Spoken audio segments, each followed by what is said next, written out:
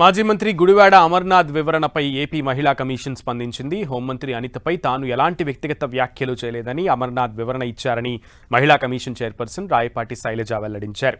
ఇక అమర్నాథ్ చేసిన వ్యాఖ్యలు రాజకీయపరమైనవి తప్ప వ్యక్తిగత వ్యాఖ్యలు కావని తమ ముందు వివరణ ఇచ్చినట్లుగా తెలిపారు. అమర్నాథ్ రాతపూర్వకంగా కూడా వివరణ ఇచ్చారని వాటిని పరిశీలించి తదుపరి నిర్ణయం తీసుకుంటామని చెప్పారు. రాజకీయ నాయకులు మహిళల గురించి మాట్లాడేటప్పుడు బాధ్యతగా ఉండాలని సూచించారు.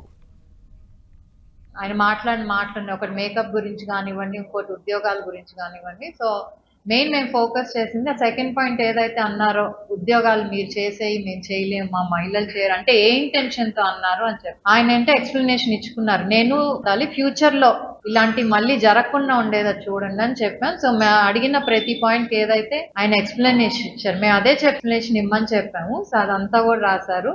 అంటే it's more of a political. అది మేము ఇంటెన్షనల్ గా అనలేదు. మమ్మల్ని ప్రొవోక్ చేస్తుంటే చాలా ఊరుకున్నాను. బట్ ఈ ఉద్యోగాల గురించి వచ్చినప్పుడు నేను ఈ మాట అన్నాను తప్పితే నాకు పర్సనల్ గా కానీ అలాంటి ఉద్దేశం ఏం లేదు.